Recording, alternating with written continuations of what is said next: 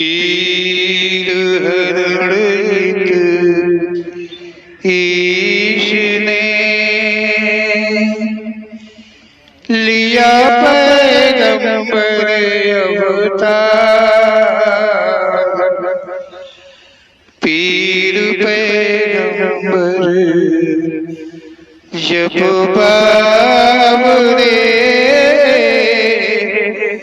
करी है भव से पार।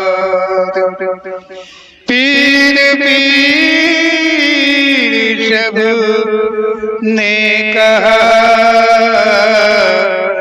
पैगंबर कहत न कोई।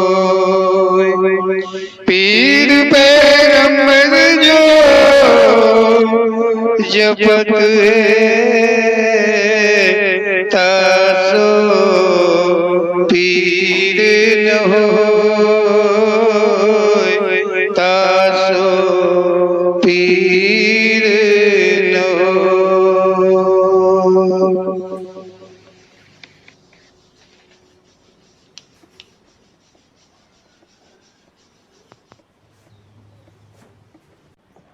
बोलो ओम श्री पीर पैगंबर जी महाराज की जय। इस शब्द में देखते हैं मानव का ज्ञान कैसा है।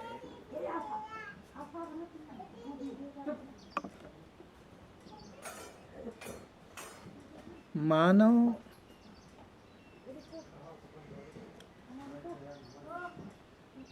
का ज्ञान बहुत ही अजीब किस्म का है।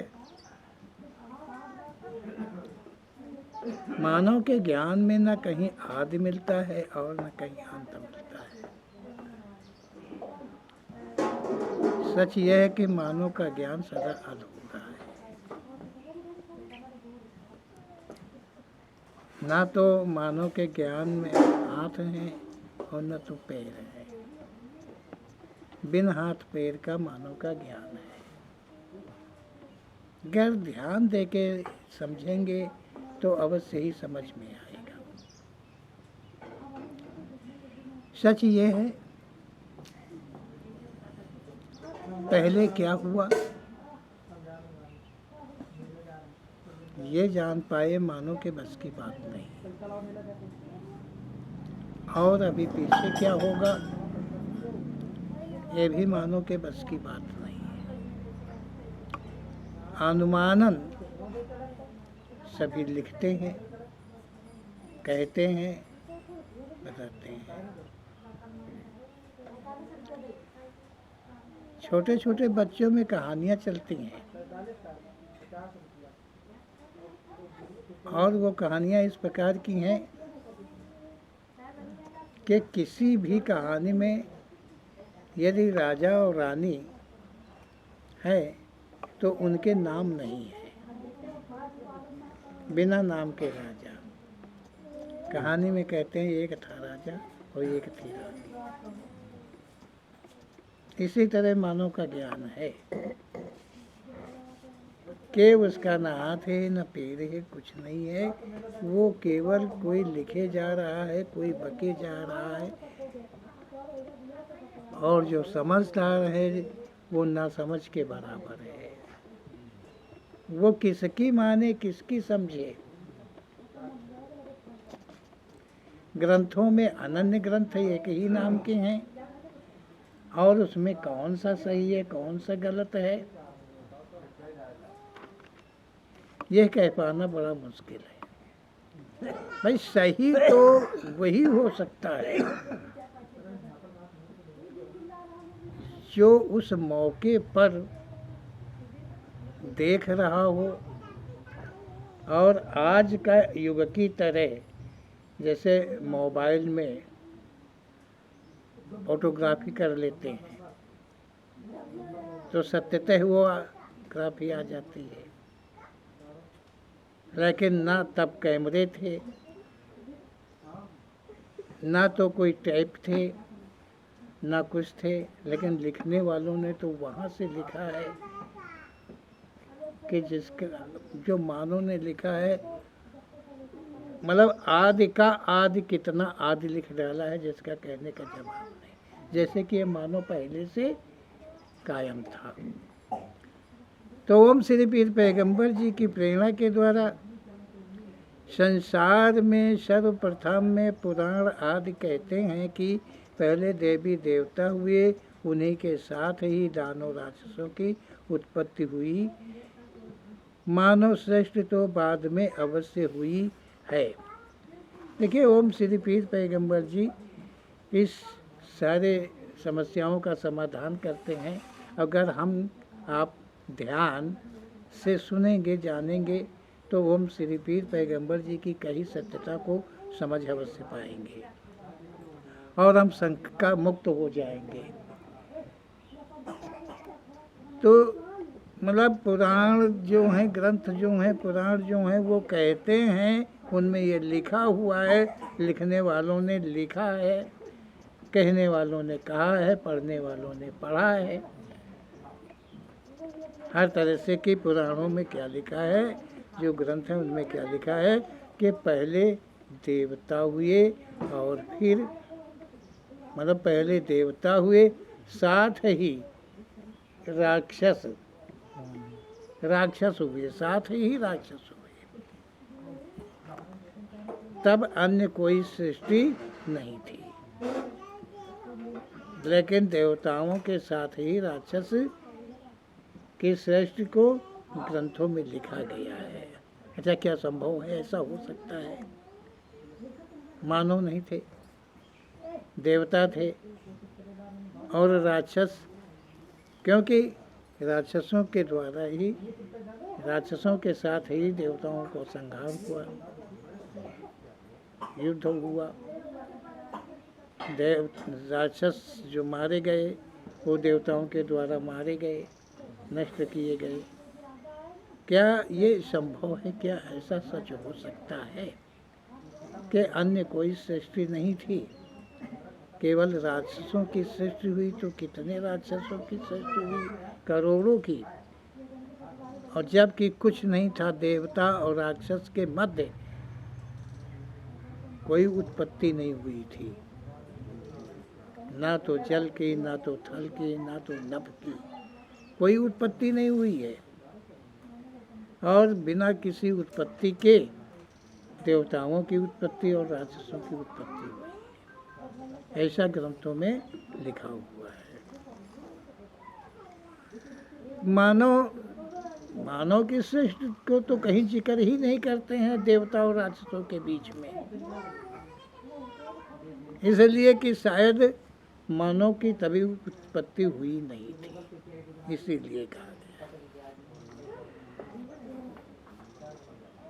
दानव का प्रसंग सर्वप्रथम से पुराणों आदि में किया गया है। मतलब जो दानव का प्रसंग है, राक्षसों का प्रसंग है, दानवों का प्रसंग है, असुरों का प्रसंग है, ये देवताओं के साथ में ग्रंथ लोग करते हैं। पहले ये पृथ्वी आदि नहीं थी, केवल त्रिदेव थे। क्या ग्रंथों में लिखा हुआ है कि पहले पृथ्वी आदि कुछ नहीं थी, केवल त्रिदेवों की उत्पत्ति हुई है। कहीं बताया गया है अब त्रिदेवों की उत्पत्ति हुई है।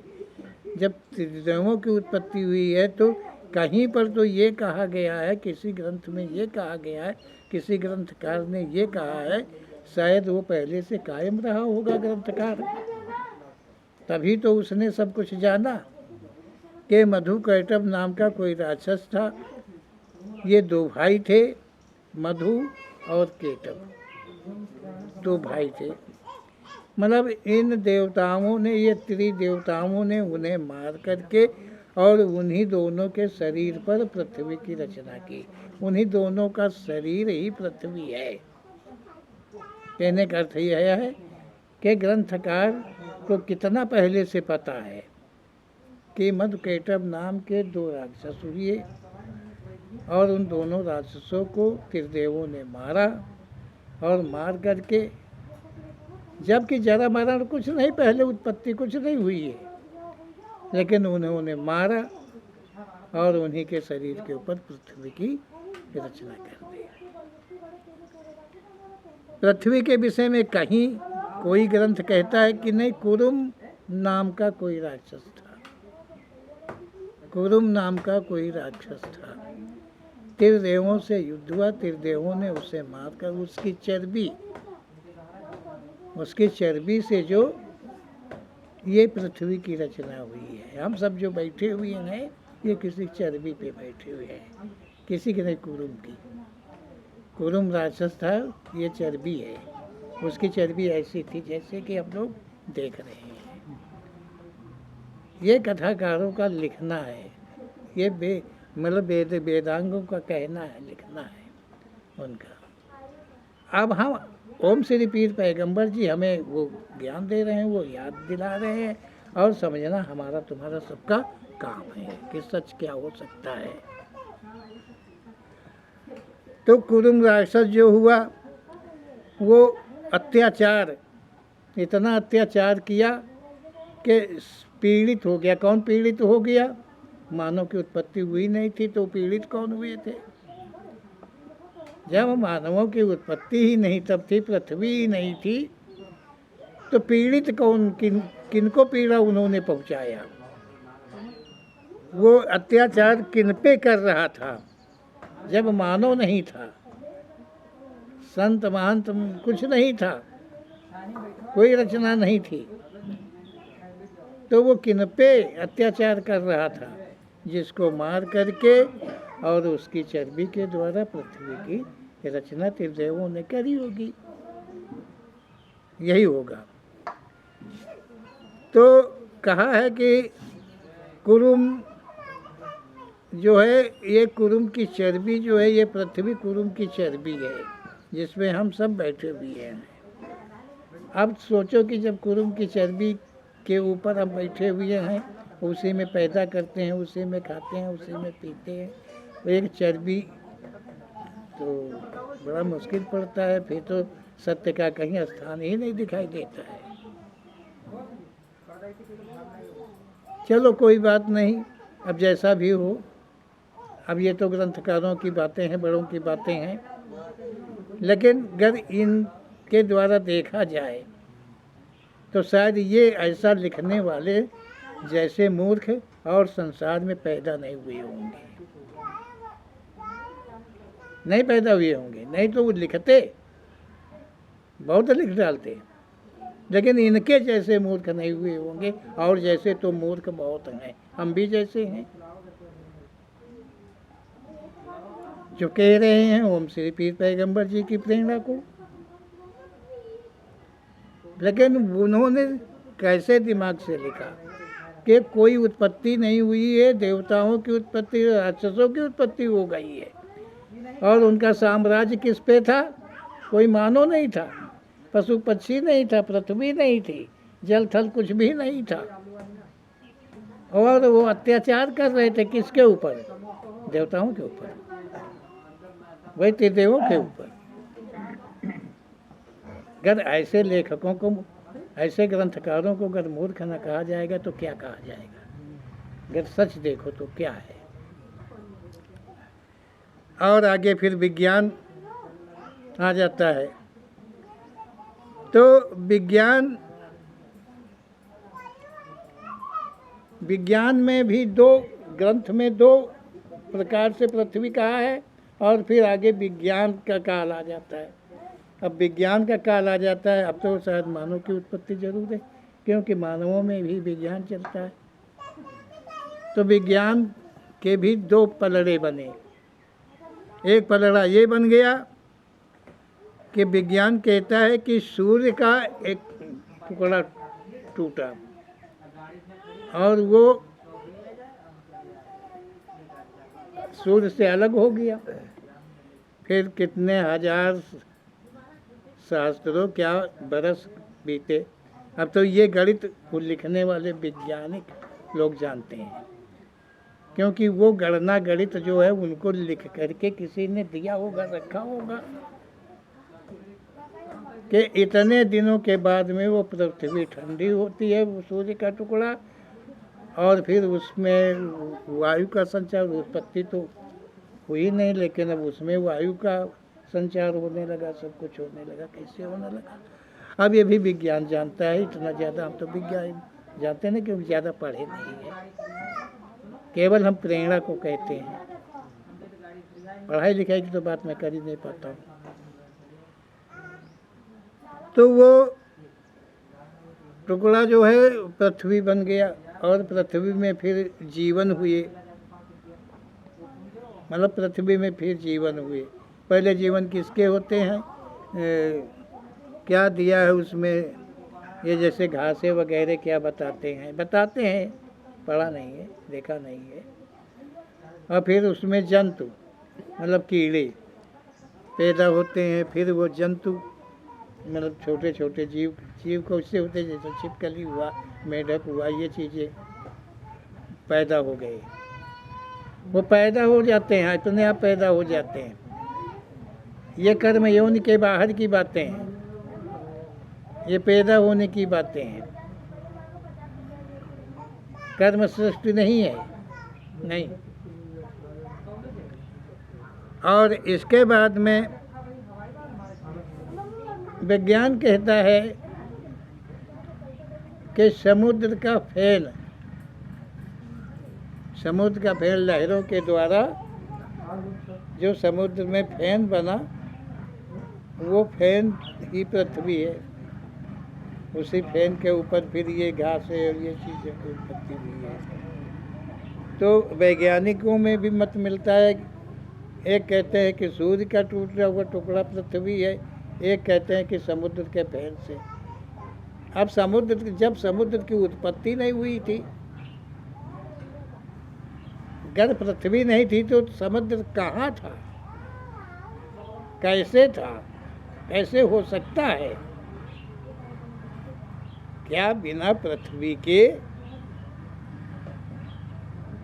जल रहा होगा? हो सकता है, रह सकता है कि जल रहे और पृथ्वी मतलब फैन से बने, लेकिन ये विज्ञान की बात कौन कहे? तो इसमें तो ये लगता है कि जो ग्रंथकार पुराण ने लिखा है और जो विज्ञान ने लिखा है, अब इनकी करनी को हम कैसे कहें? अब इतने जानकार ये होते हुए उनके सामने तो और कोई जानकार हम में से, किसी में से, तुम में से भी कोई नहीं हुआ है। क्या संभव है और क्या असंभव है, इसका तो ज्ञान मानव में होना ही चाहिए, जरूरी है। जब तक ये ज्ञान नहीं होगा तब तक तुम सच की ओर नहीं जा सकते हो। जब पृथ्वी नहीं थी तब समुद्र बिना रचना के बना था। ओम श्री पीर पैगंबर जी शंका का समाधान कर रहे हैं। कहते हैं कि सोचो कि जब पृथ्वी नहीं थी तब समुद्र बिना रचना के बना था। पृथ्वी थी नहीं और समुद्र बन गया, क्योंकि पृथ्वी के साथ ही जल की रचना होती है, और जो जल है वो समंदर में है, समंदर होता है। जहाँ अधिकतम जल हो वो समंदर कहलाता है, जहाँ बहता पानी हो वो नदी नाला कहलाता है, जहाँ थोड़ा पानी भराव लेता है उसे तालाब गड्ढा कहते हैं, है ना। इसे तो पृथ्वी की रचना हुई नहीं थी और जल पहले हो गया। अब वो फैन हो रहा था, जबकि हवा का कोई उत्पत्ति नहीं थी, वायु की उत्पत्ति कोई नहीं थी, तो समुद्र में लहरें कैसे हो सकती थी बिना हवा के?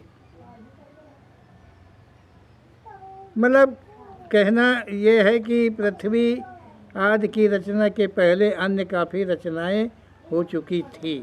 ओम श्री पीर पैगंबर जी कहते हैं प्रेरणा कर कि ऐसा लगता है कि ये पृथ्वी वगैरह की जो मतलब जो पृथ्वी है, जल है, वायु है, आकाश है, इन सब रचनाओं के पहले बहुत ही श्रेष्ठ, जैसे असुरों की है, देवताओं की है, और समंदर की भी आ गई उसी में, इस प्रकार की बहुत सारी रचनाएं शायद हुई होंगी, और जिनको अभी सब मतलब ना तो वैज्ञानिकों ने ढूंढ पाया है और ना ग्रंथकारों ने ढूंढ पाया है कि और कितनी रचनाएं इन सब रचनाओं के पहले हुई हैं। हमको लगता है कि आज भी ये सब प्रयास जारी रहते हैं और करते रहते हैं। बाद पृथ्वी आज की रचना ज्ञानी पंडित जनों ने की, जिसमें मानवों की उत्पत्ति हुई है। अब ये बहुत सारी रचनाओं के बाद में ये रचनाएं हुई हैं जो वेद पुराणों को पंडितों ने, ज्ञानियों ने, पंडित मतलब कहते हैं जिसको ज्ञान होता है, जो लिखता है, लेखक होता है, जो वक्ता होता है। अज्ञानी सुनते हैं, ज्ञानी कहता है, ज्ञानी लिखता है, अज्ञानी पढ़ता है। मतलब यहाँ जाति की बात नहीं है, धर्म की बात नहीं है। तो इन सब के बाद में जो है मानवों की उत्पत्ति हुई है, इसमें जो पंडित जन है, फिर तो कोई राक्षस हुआ नहीं। जब से मानवों की उत्पत्ति हुई है, ओम श्री पीर पैगंबर जी कहते हैं, तब से फिर कोई राक्षस की उत्पत्ति कभी हुई नहीं है। कोई ऐसे राक्षसों की उत्पत्ति फिर नहीं हुई है। असंभवित सृष्टि को ग्रंथकार लिखते हैं और विज्ञान भी कहता है, ये विज्ञान भी कहता है। जब पृथ्वी नहीं थी तो सूरज कहाँ होगा, कैसे सूरज रहेगा, वायु के बिना अग्नि कैसे रह सकती है,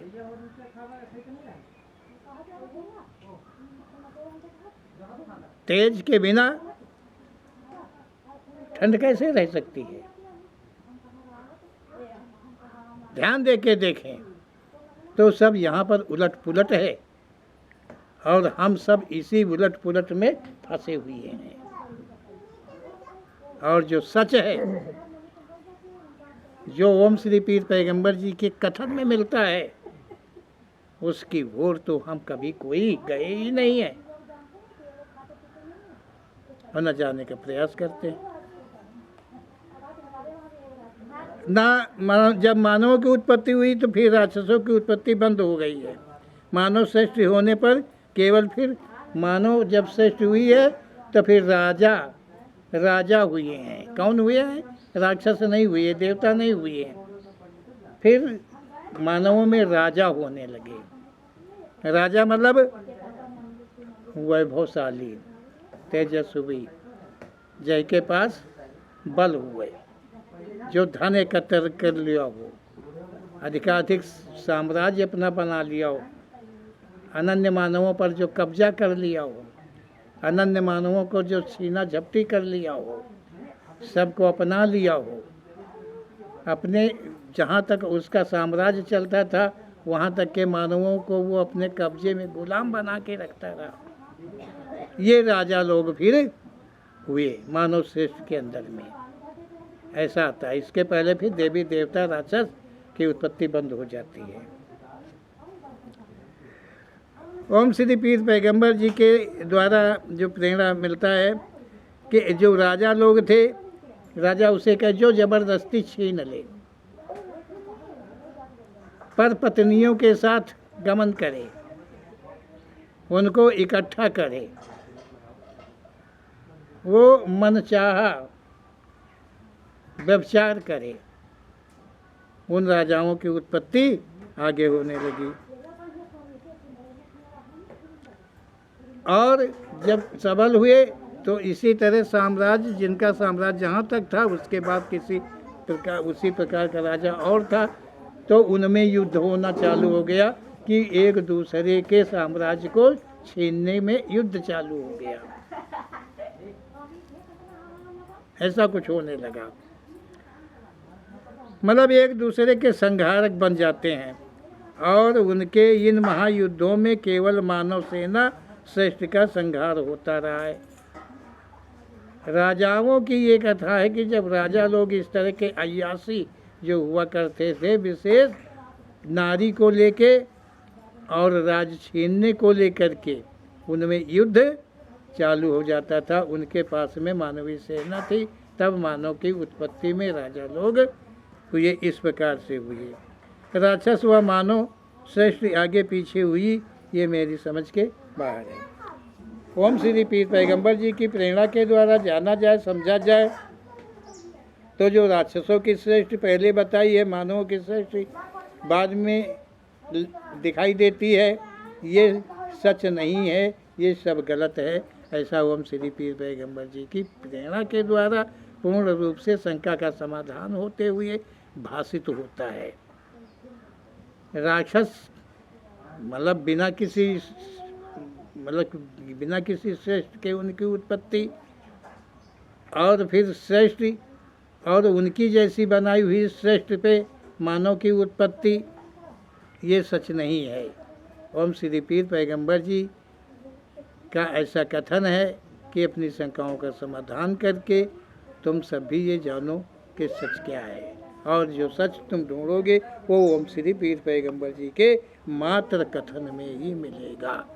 बोलो ओम श्री पीर पैगंबर जी महाराज की जय।